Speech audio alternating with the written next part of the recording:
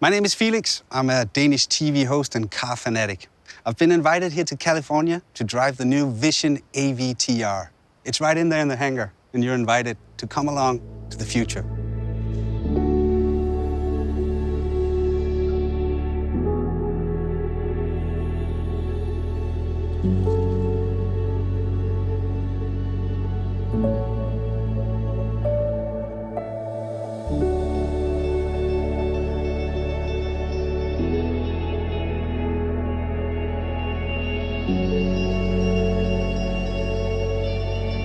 This must be the control unit.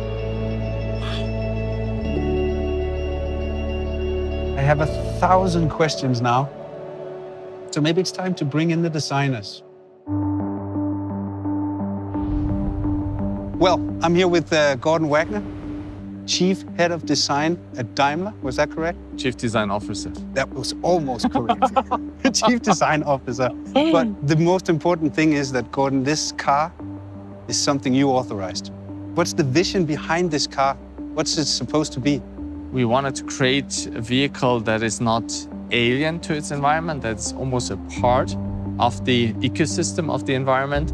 And we actually didn't want to create a vehicle. It should be almost something like a living organism. Mm-hmm. I think you succeeded in that because it doesn't really feel like a car anymore, except it has 4 wheels. Actually, it can crab sideways. Really? Yeah. Like Why? 30 degrees sideways. Because we didn't want to have conventional wheels. These wheels, they look more like an animal paw, like soft and gentle. When you look at this car, what is it that you see as a designer? First of all, I think it looks very futuristic thanks to that super futuristic proportion. We wanted to create something that is very efficient looking, something that is almost like bio-design in harmony with nature. So it goes very gentle through the wind. From the materials, there's a lot of recycled materials. We have the dynamic car, which is fully recycled. We have this Karoon wood, which is fast-growing rattan, very sustainable. We have all these fabrics, this ocean waste plastic. Mm-hmm. So from the material side, yeah, this is completely sustainable. And of course, our vision is the 100% sustainable car, and that car should embody this. Should we sit inside? Yeah, let's do that. You want to go on the other side? Yeah, sure.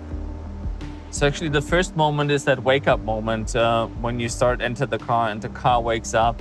So you see all these light strips, they come alive, and then you start that merge moment, and we connect with this merge device here. And of course, you can steer the car forward, backward, left and right, and then when you want to crab sideways, you tilt that.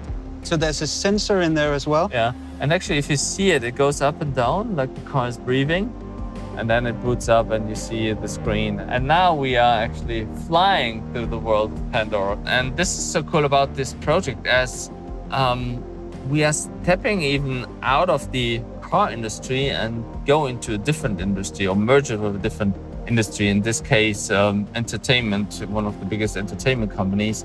And for me, I see Mercedes not really as a car brand. I see it as a leading luxury brand. In fact, we want to make it the most loved luxury brand. And projects like that with corporations from other fields bring us so much more inspiration that we can elevate what we do to a different level. Can we drive? Let's go and drive. Let's take it out for a spin. And you haven't driven it before. It's No. your first time as well. Whoa. So let's move it slightly forward, okay? We are rolling. Yeah, but steering wheels are so last year.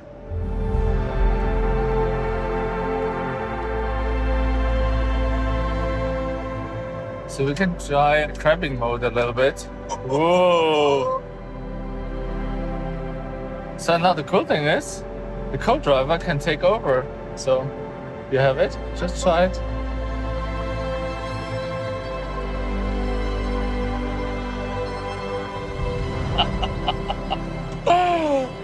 Oh, this is so cool. So, Vera, you were the head designer, lead designer on the user experience of the car, right? Yes, correct. I'm the Director of Advanced User Experience Design. Exactly. That's you. So when I saw it the first time I saw it, and I went over to it, and I had this feeling that it was trying to communicate with me, with the flaps and the lights and all. So that was your department. Correct. So everything what you see and hear, we did.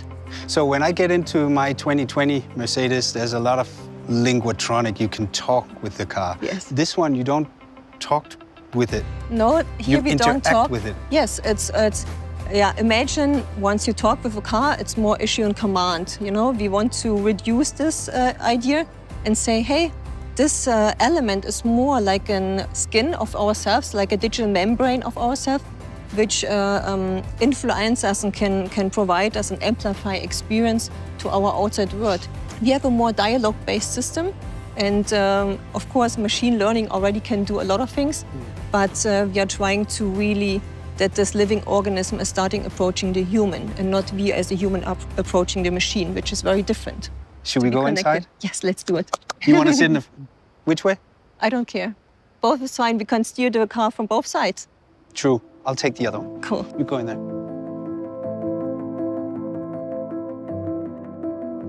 So what do we see?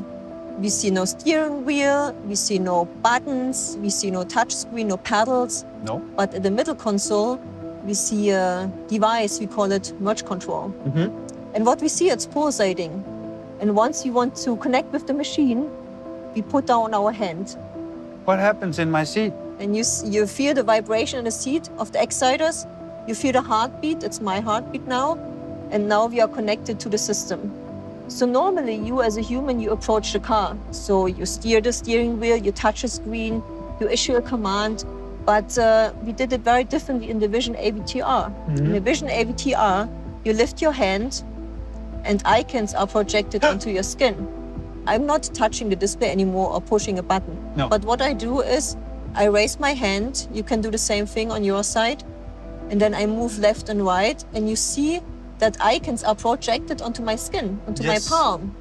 So all your senses are triggered, not only the visual one, but also the haptic one and the acoustic one.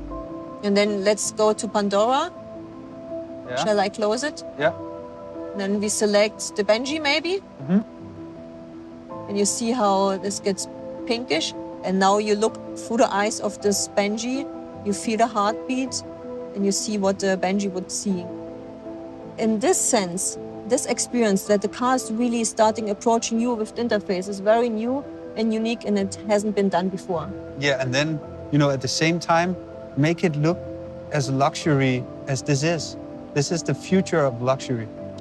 I think you see how the interior design and the UX design here come together as a one whole art piece almost. When you as a department think of stuff like this, then of course everything you think of isn't possible. So you have to have a meeting with somebody in a technical department that actually tells you whether this is possible or not. Our engineers are very creative people, very knowledgeable, and only as a collaborative team, designers and the engineers, we can come up with these really functional prototypes. And it's very important. It's functional. It's not faked. It's really working. I don't quite understand all of it, but you did a good job. That's great. Well, ladies and gentlemen, I'm here with Alex Dang. He's a designer at Mercedes-Benz, and he's actually the one who drew the lines for the Vision AVTR. Hi, Alex. Hi. So can you start by telling us how does a vision like this begins? It was an internal competition where everyone can show their vision, how they see the car could look like. And right from the beginning, we were all sitting together and watching the movie, basically in the cinema. And while watching the movie, I did some scribbles and was thinking about how can I implement some shapes from the movie into the car. And then you actually won the competition? Yes, it was a long process. Internally, it's a competition, but in the end, it's like a team effort because you get some ideas and the other one gets some ideas and the designs keep getting better. So how long time did it take from you put the first line on a drawing until the design was ready? It was like 2 years, I would say. Was it difficult for you?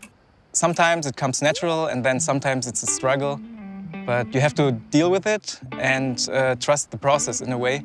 Because in the end, there will be something cool coming out. If you feel too comfortable, then you're too much in your comfort zone, I would say. And creativity is, I think, about getting out of the comfort zone, which doesn't always feel nice, but then you can create something new, something stunning. Push the limits. Push to the limits, exactly. So you came up with the idea for the wheels? Yes, because I watched the movie and I saw the wood sprites and I thought, why not trying to implement those into our vision?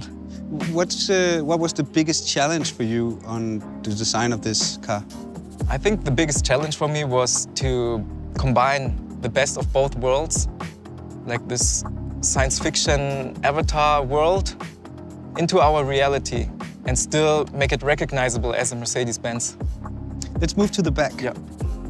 Because of these flaps that makes the car come alive. What's the story with these?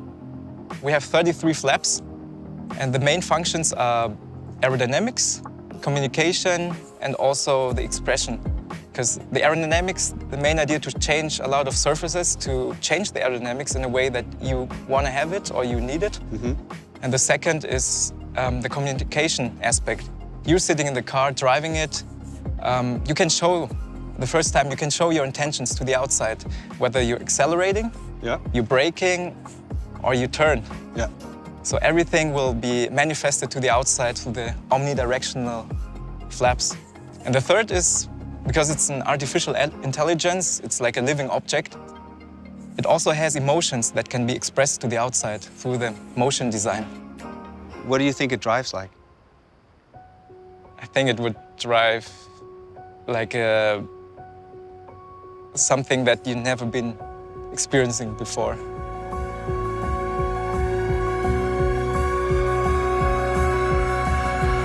So crazy!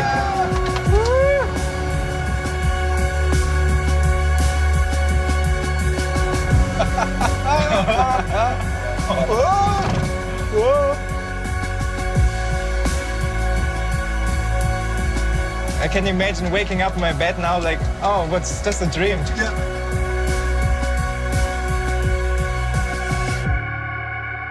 Dude, that was amazing. It really works! You drove your own car. That was nice.